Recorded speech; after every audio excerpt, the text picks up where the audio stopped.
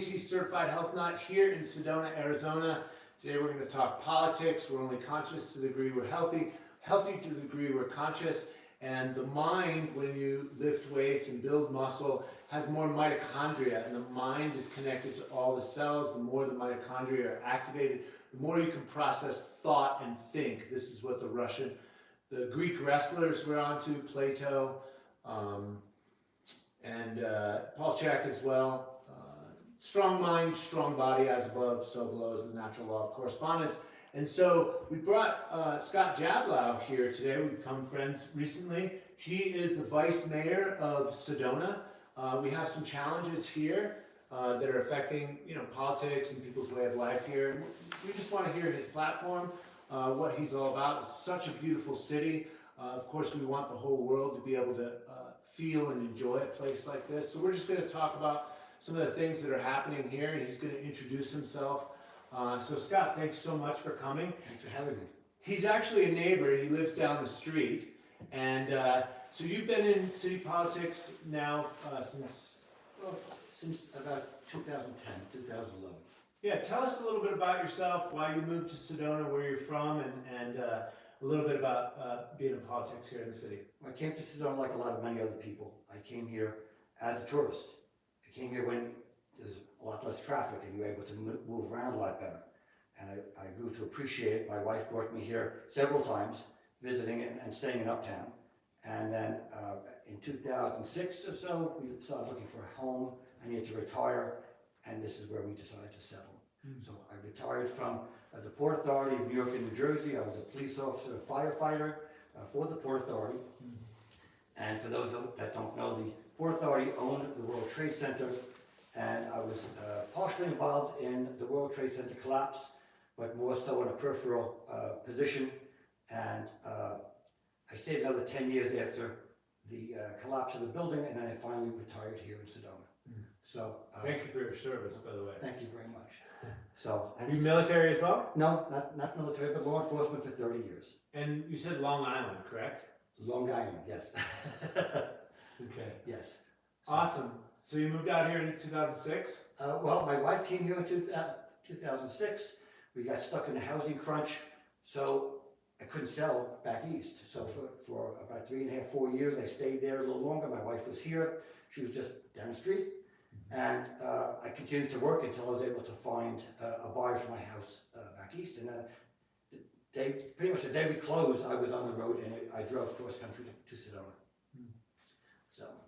Awesome. And what made you want to get into politics? Well, it's easy to complain. It's easy to, have an opinion. I was very active in my community back east. For 20 years, I was a community leader. I was on the other side of a table, and I was really successful in accomplishing a lot of great projects in my home community on Long Island. So coming here, there were a lot of challenges at the time. There was a recall in the fire district. There was a challenge. We have a brand new fire station, not even 2 blocks from here. Some people wanted it. Most people wanted it. There was a few people who didn't, and it was a big challenge. And the city funded that? No, the fire district is separate from the city.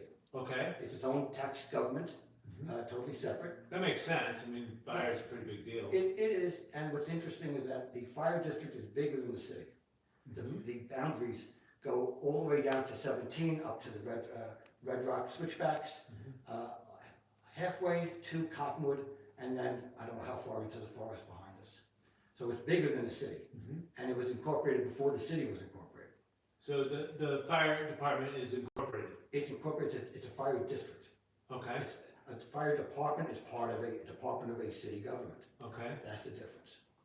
So. And are all the city entities or government entities, are they all incorporated? They should be. Cities are. Fire districts can be separate, and they're also incorporated. So most are together with the city. Some are districts.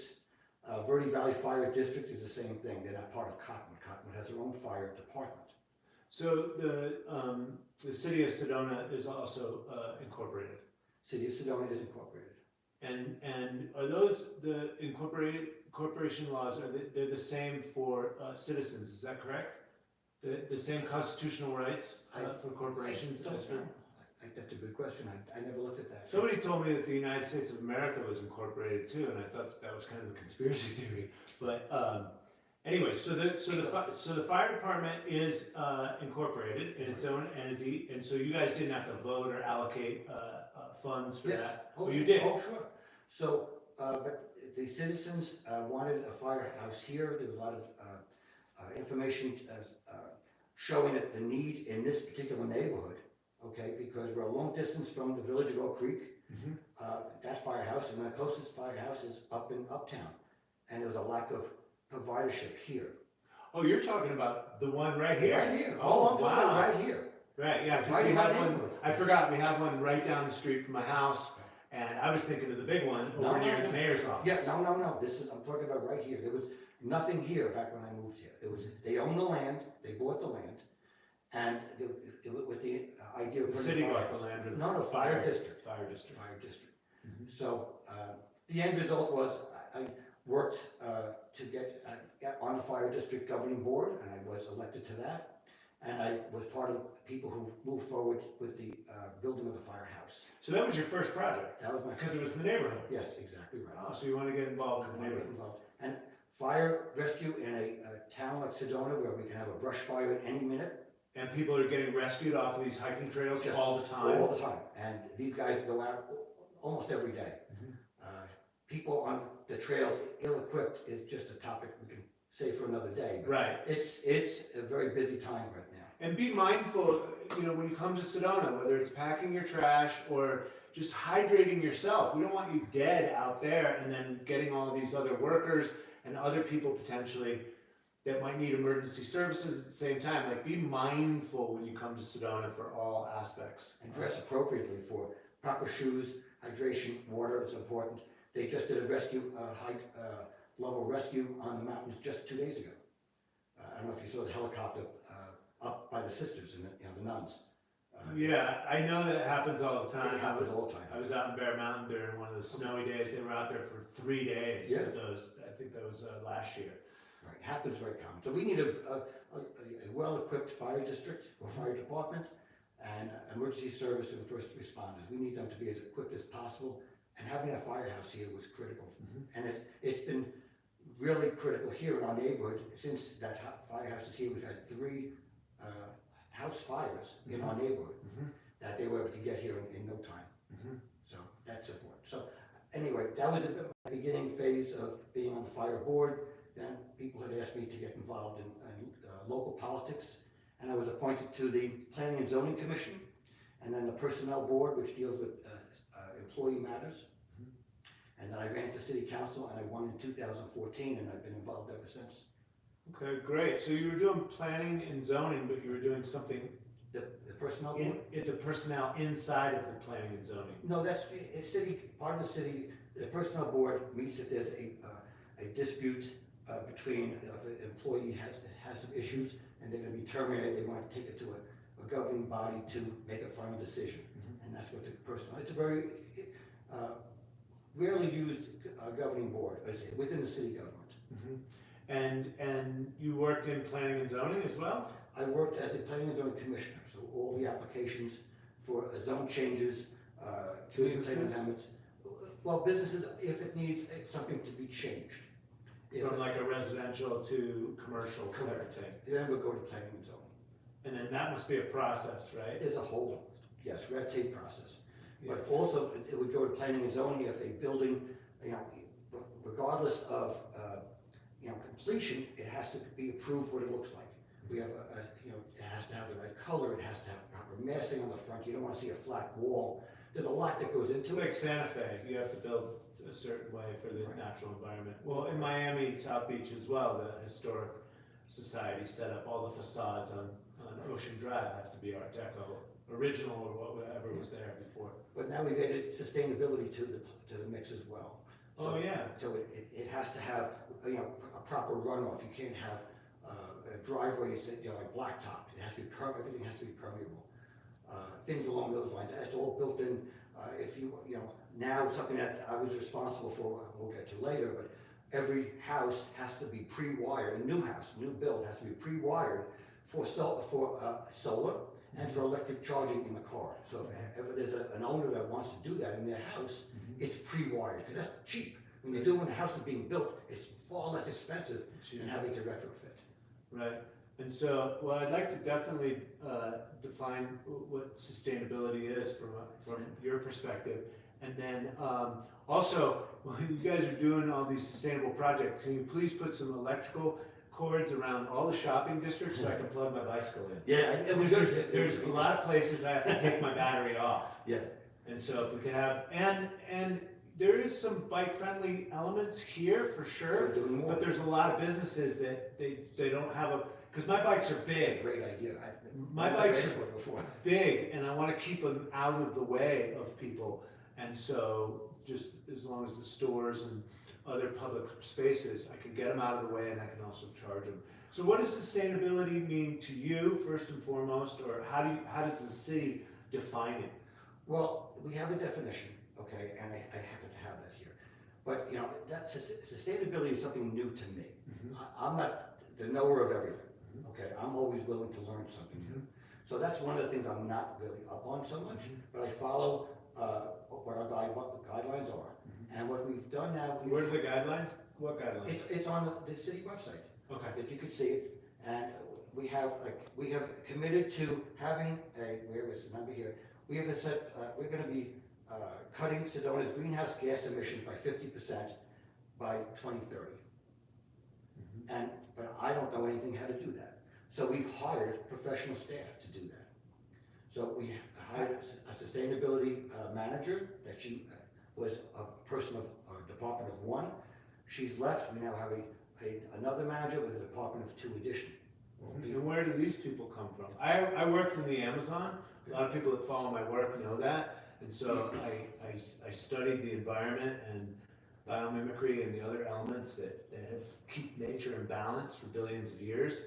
And so, and I've also understood the politics because working in Peru, a lot of people don't know it's about oil and gas down there, and they destroy the jungle for that. Sure. Peru is number 6 producer of oil in the world. Ecuador is number 5. Venezuela is number 4. Iran is number 3. And Iraq is number 2. And Saudi Arabia is number 1. And so, and we can kind of see the geopolitical plays there. And so to change the rainforest and create more sustainability down there, there was a lot of sustainable talk, but the biggest industries were oil, lumber, and cash crops grown with pesticides and herbicides that would end up encroaching and then deforesting.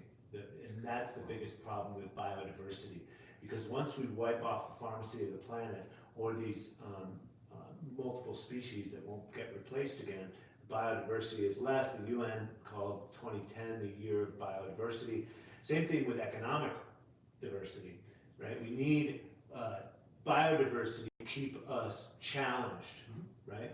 And so, all right, so getting back, we're on sustainability, and so where do these city managers, what are they, because this is all new technology as well, where does their come from? What is their agenda? How were they hired? Well, I don't hire them.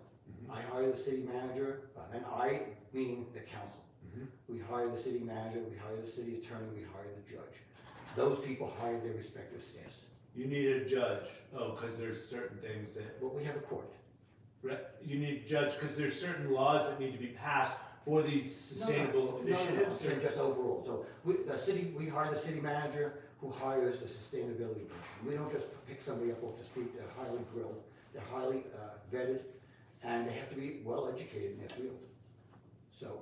Okay, because I did have one question. I do really want to hear, because we want to get into STRs. Oh, that's my big thing. STRs, housing, loss of workforce housing is my big topic. We live here. Yeah. Homes, not hotels. Homes, not hotels is a very big thing for me, yes. It's a big thing. All right, but this question specifically, So let's take this question, then we can go on to traffic and short-term rentals. Can you explain why the city of Sedona, this is from a long-term resident, can you explain why the city of Sedona joined as a member in the global organization called ICLEI, International Council for Local Environmental Initiatives, in October 2018?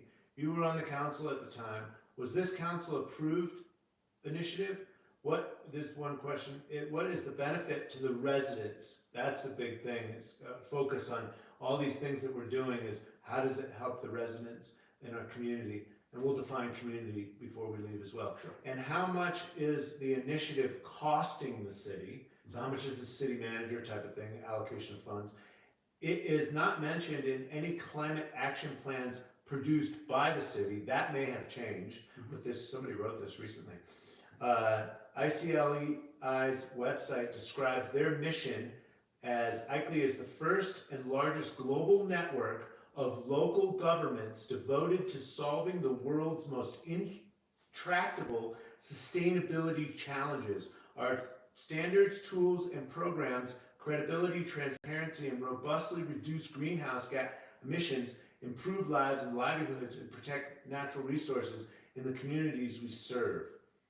So how did a global initiative get adopted local, and were the residents aware of this, and how are they aware of something like this? Because this is a global entity, and we are a local community, and a lot of the global things, Scott, I'm here to tell you, working in the Amazon, are based in oil and oil industries that want to keep oil in place. So greenhouse gases reducing is a good idea depending on which scientist you're talking about, which expert, or which, because I have seen that climate change and global warming have been politically and economically hijacked nomenclature, linguistics for sustainability, but they're robbing Paul to pay Peter with petrodollars. And petrodollars we get generated from petroleum that comes out of the wars and the oil wars and the proxy wars in the Sudan, Iraq, Libya, Afghanistan. You know what happened in Benghazi, right? This is robbing Paul to pay Peter type of stuff. And this is human avarice at its highest level. So reducing greenhouse emissions, and I'm for free energy, Tesla technology, which is, we talked about that, yeah. and he got his facility burned down to the ground by JP Morgan in Long Island. You can look that up. And he died in one of Trump's uncle's buildings. And supposedly they have access to those free energy papers, which you can watch hours of it on YouTube about Nikola Tesla's life. I do believe free energy will set humanity free, but again, that's a pie in the eye beyond progressive idea, because everyone's burning gasoline and everybody's using petrodollars. It's a very big leap for most people's level of consciousness. So I'm very wary of sustainable and all these initiatives, cap and trade. When I see Al Gore go out there and talk about the environment, yet we're not talking about getting off oil. And when I drive up 89A on my bicycle with my daughter and her dog, and I'm huffing and puffing up that thing, and one of these construction worker trucks comes, not a big truck, just your average diesel, but bam! Lead, cadmium, and all sorts of heavy metals coming right into my body. I mean, that alone, I'm here to change that. I am here to change that, and I want to know how I can support you guys without getting caught up in the actual oil industry, which is intertwined with the drug industry. Rockefeller started the AMA, they started the UN, they are bankers, and they started out as oil men, Standard Oil. And so this is big picture stuff. I don't expect everyone to really understand this. We can talk about Building 7 later, if you were part of the Port Authority, because that's a big subject, according to even Joe Rogan, who's not the biggest conspiracy theorist, but he's an intelligent gentleman. So that all being said, thank you for your time and patience. Again, what does sustainability mean to the city of Sedona? Well, to answer that question first, that's a great question, way above my knowledge. And food, four human needs: food, water, fire, and shelter. You'll need community to build those shelters if the housing crisis continues to go the way it's going. I agree. I also want to talk about hempcrete and hay bale housing and other things that are known to be built, and what we can do in Taos, New Mexico. They're building earth ships, like real sustainability, using our garbage to solve our problems. And we're talking real sustainability. Hemp outperforms all plastics, but Dow and DuPont put in reefer madness in 1937 and used a plant that we used for medicines and textiles for thousands of years, and they vilified it and made natural drugs bad and illicit drugs good. And what do we have? OxyContin and the opioid addiction mess. And so it's pretty a mess as far as I can see it. I drank the ayahuasca when I was in the Amazon, and the ayahuasca clears the veils, and you see beyond the illusion. And I came out in 2006. You moved here in 2006. I drank the ayahuasca then, and I saw what was going on. And humanity makes it. It does. And I think Sedona is a big part of that, Scott. And I think we're here to shine the light out to the rest of the world to show what sustainability really means. Okay, I will be quiet. Okay. Thank you. So let me, that was a great question, and I don't want to discount that question, but what I would like to ask is, and I don't have an answer to that question, I don't know what the ICLE is. Yeah, can you be quiet in there, please, Athena? Yes, Silent, thank you. So, but I think it's a great question, one that deserves to be answered. So what I would like to So you don't know about the ICLE? I don't, Okay. but that person deserves an answer. Right. And all questions deserve answers. So what I would like to offer to you is to email that to me. Mhm. I will forward it to our sustainability coordinator that we have. I'd love to work with her, absolutely. Well, she's very approachable. She's Oh, really, I don't want to interview her. okay, well, ASAP, oh, well. this week, right, Josh? We got That's time. That's not gonna happen this week because she Yeah. has her schedule, but. Okay, I understand. Okay, but you can either ask her that question, she's the most knowledgeable person I've ever met that knows about sustainability. Okay. And that's why I'm so happy that she was hired for our city. What's her name? Alicia, I forget her last name off the top. Okay, yeah, connect me with her, do a text thread or whatever. I will do that. But I would like to get that person's questions answered because obviously they put a lot of thought into it. It deserves to be answered. So to move on, STRs? STRs. So short-term rentals, Right. I've talked to some experts in this realm. As far as I know, local citizens. So short-term rentals, I do believe 6 trips per Airbnb per day by car. I heard there's a statistic. So It's a not statistic. only is there no housing, I'll just set it up and then I'll give the Yes. floor. Not only is there challenge finding housing for my employees. I'm a small business owner, and just to find talent here living, but also there's subsequent traffic and the diesel, as I said before, the parking, the trailheads.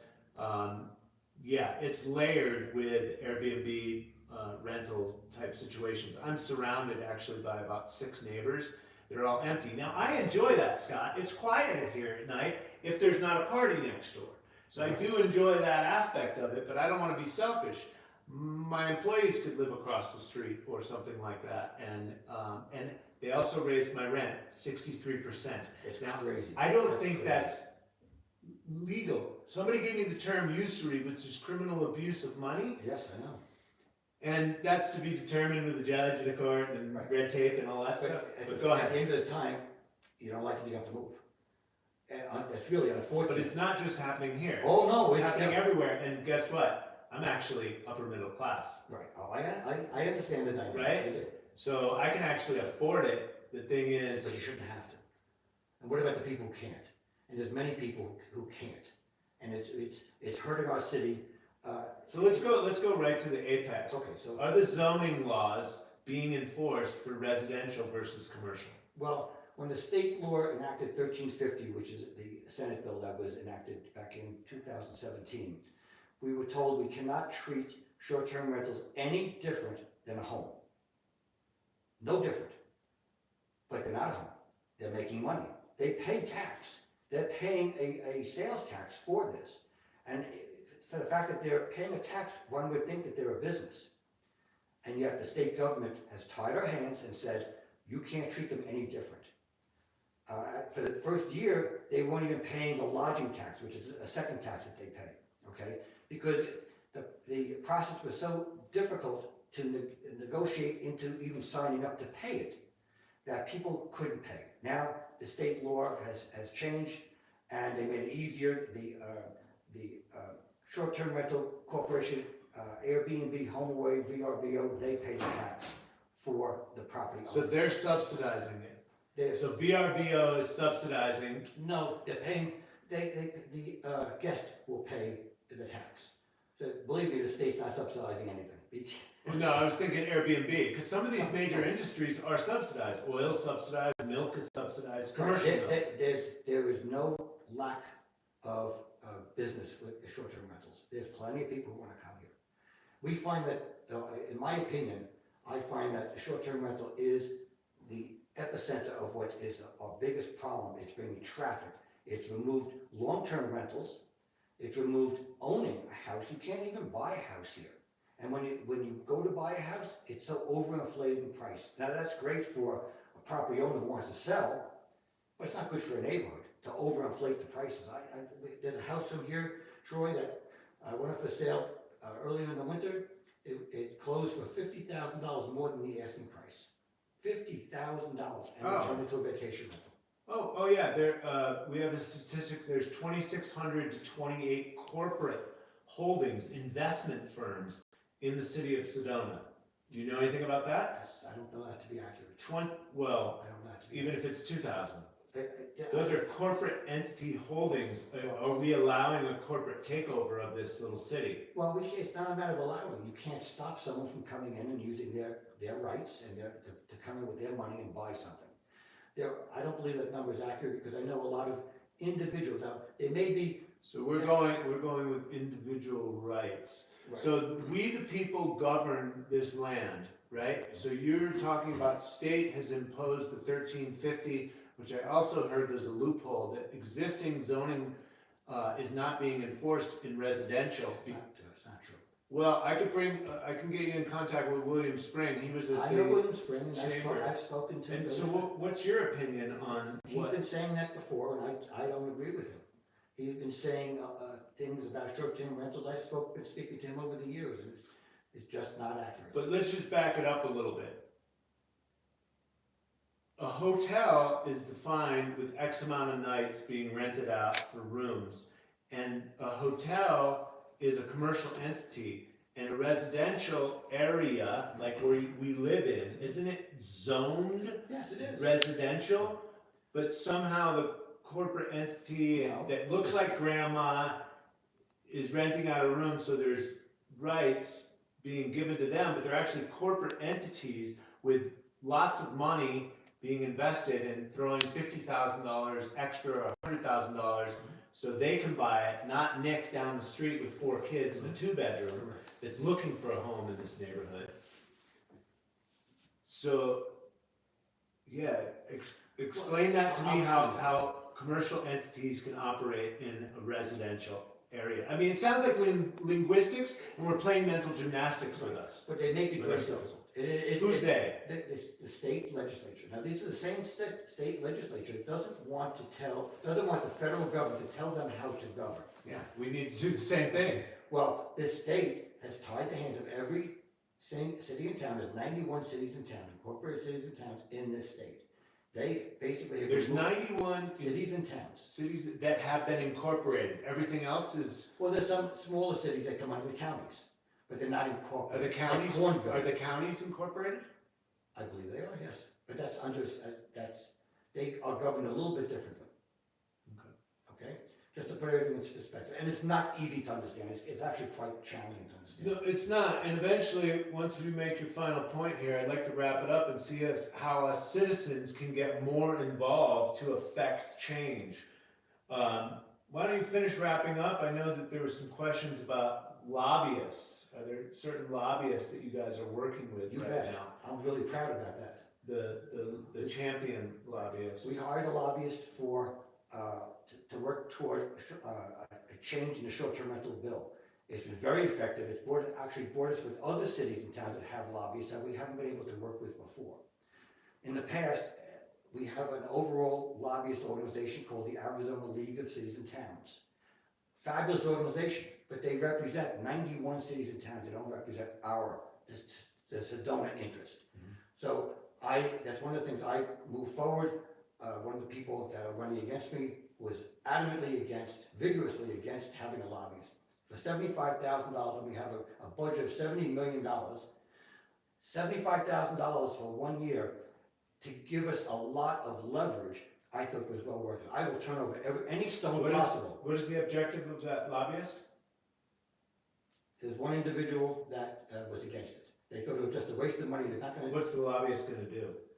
bring us closer to be able to negotiate better. Okay, to move forward to the state legislature, to move Sedona's interests, to only focus on. What is Sedona's interest? To, well, have a cap on short-term rentals, which now I'm understanding. What are we at, 12%? We're at 12% now. We've asked for, and some of our state legislators have been very helpful this year, to move legislation forward to put a cap. They have to set the cap. That's now been failed. We just got word this week that that bill has been failed. So we're not going to have a cap. It may come back. The legislature is still in session.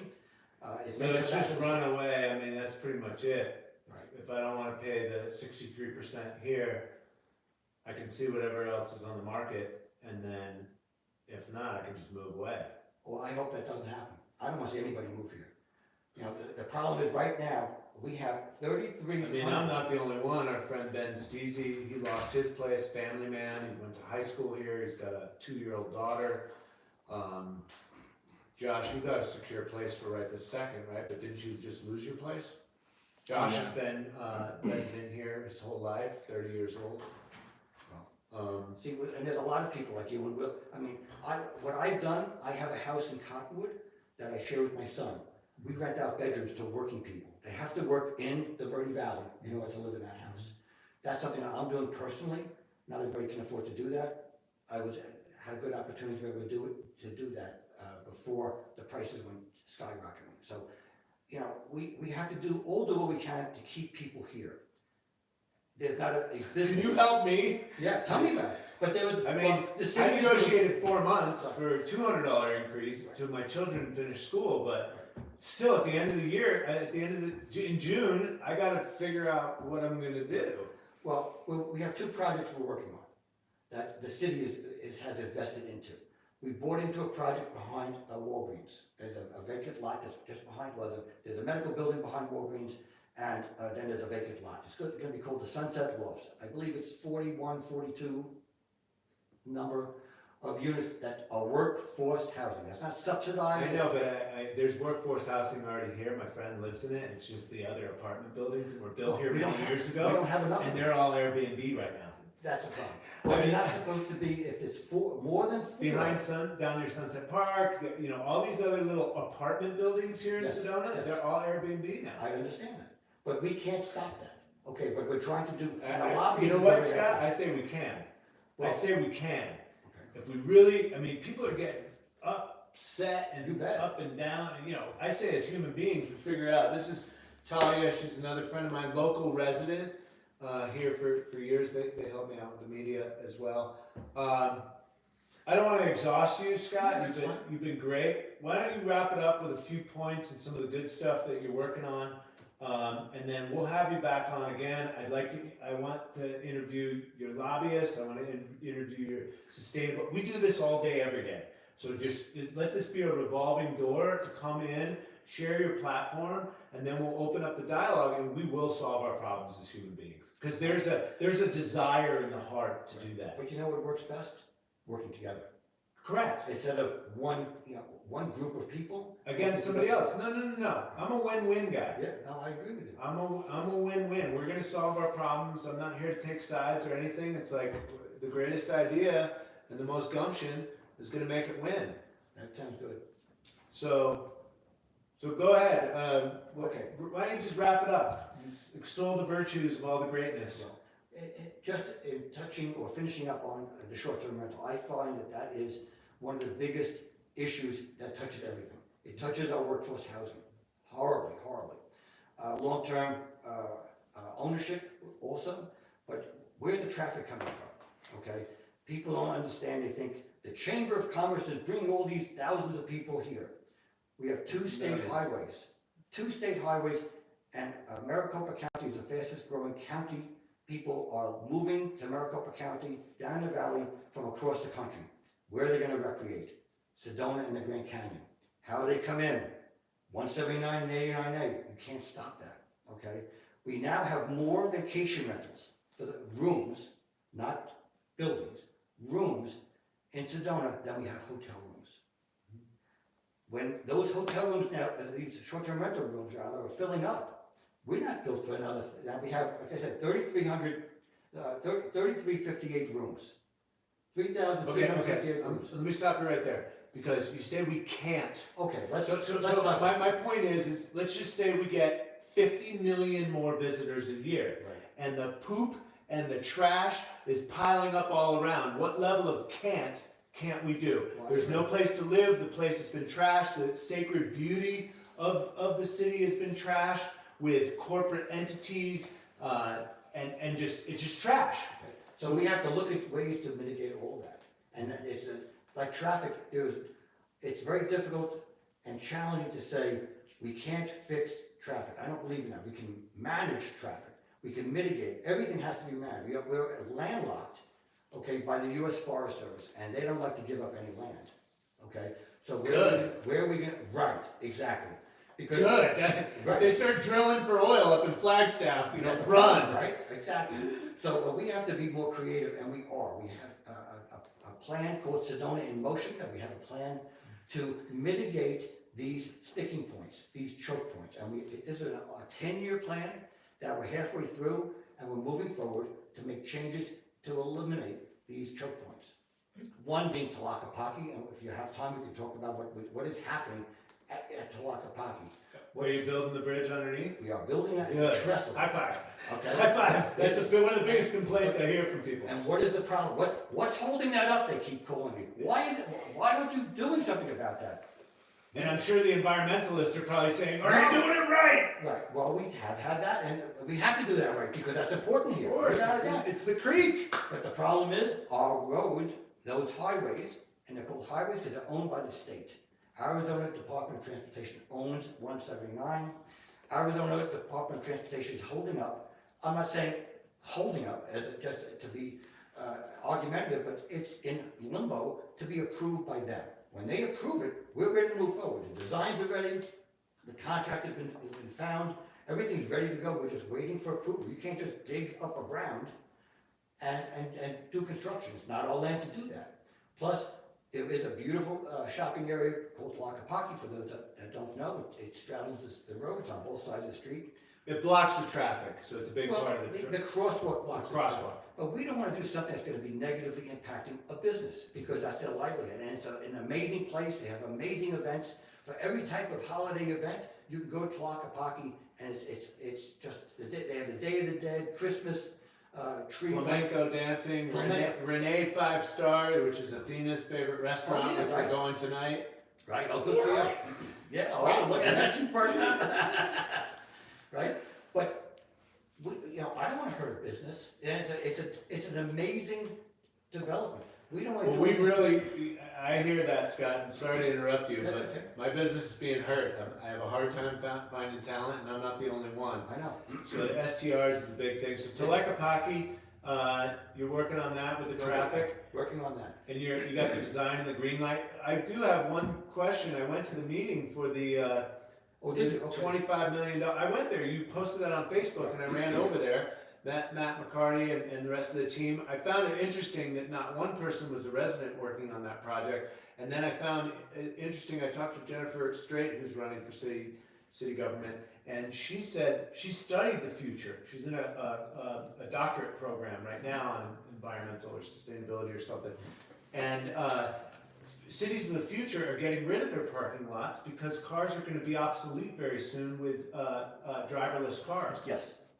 Like within the next 5 years. Think about what you just said. And The cars are going to be, I think you just said, cars are going to be obsolete because of driverless cars. and cities of the future are getting rid of their parking garages and repurposing them. So my question is, why $25 million on a project that's only going to house 256 cars?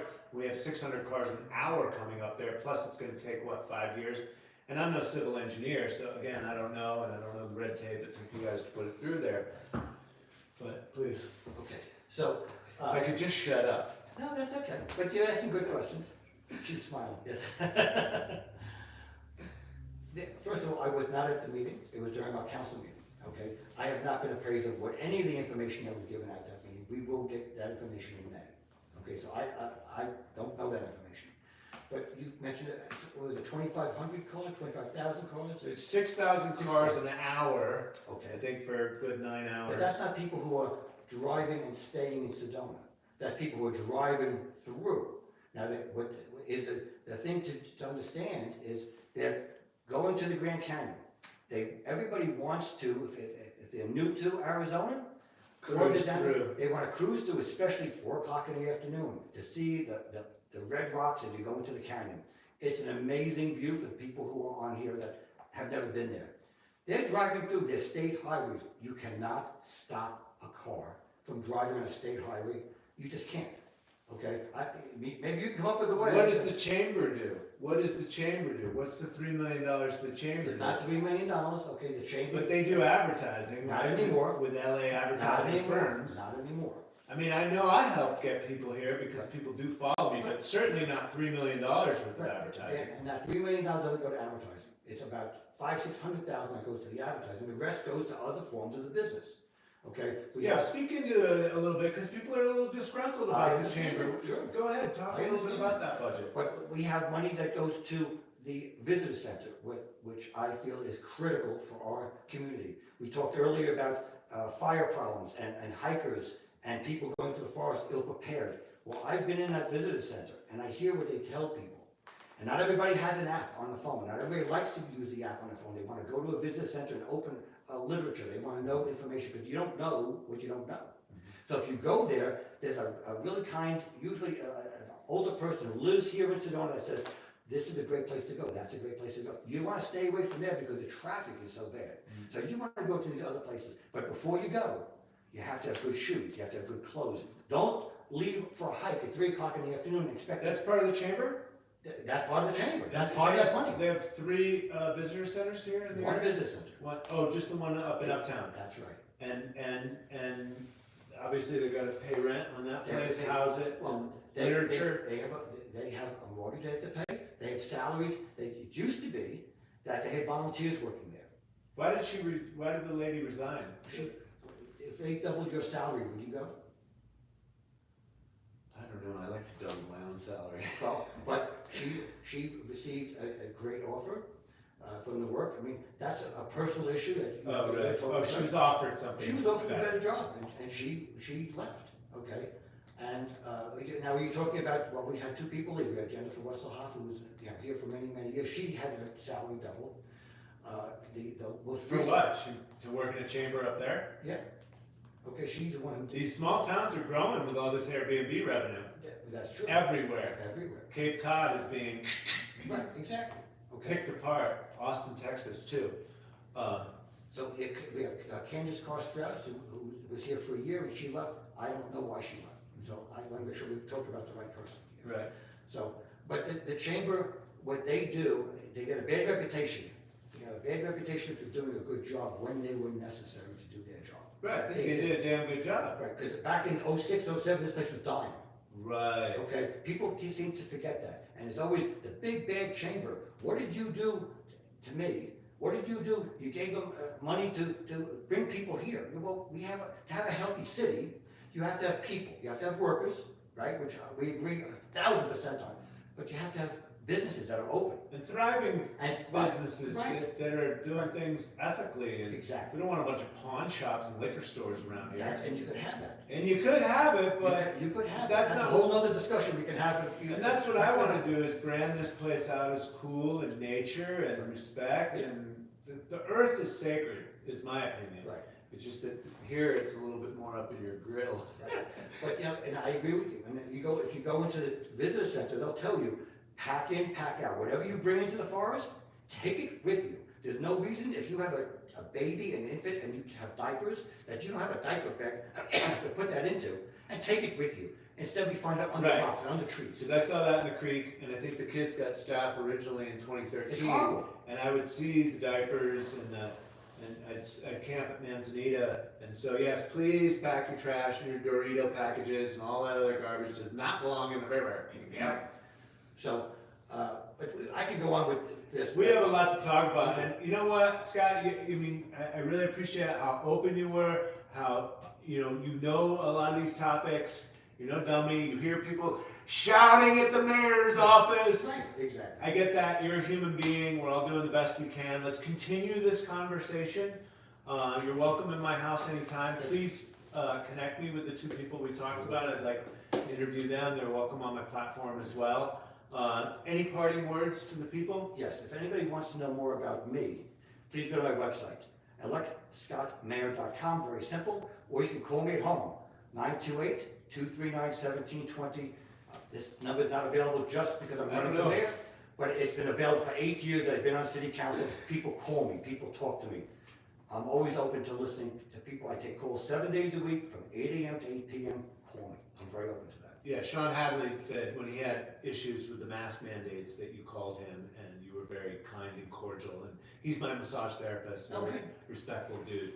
And I believe instead of, when I get an email from people, but you just gave your phone number out to the public. I did. No, that's perfectly fine. That's perfectly fine. That's powerful. It's out. It's on my website. It's all my phone number. It's a restricted phone into my one room in my office in my house. It's not the whole house. Right. So, but I want to be approachable to people. So that number's available. I get phone calls all the time. I'm happy to talk. It's better than emails. Emails are very impersonal, I feel. Yeah. So. Well, I definitely enjoy my friendship with you and building on that and just doing the best we can. We're going to solve our problems. I'm very confident I hope about so. that. It's working together that does it all. Yes. I appreciate it. Yes. Unity. Working together. Unity builds, community builds immunity with all the unities mixed in. God bless everyone. Have a great day. We'll see you soon. Thank you so much, man. You're welcome. That This was really nice. yeah, it was great. I want to pull out all the fighting.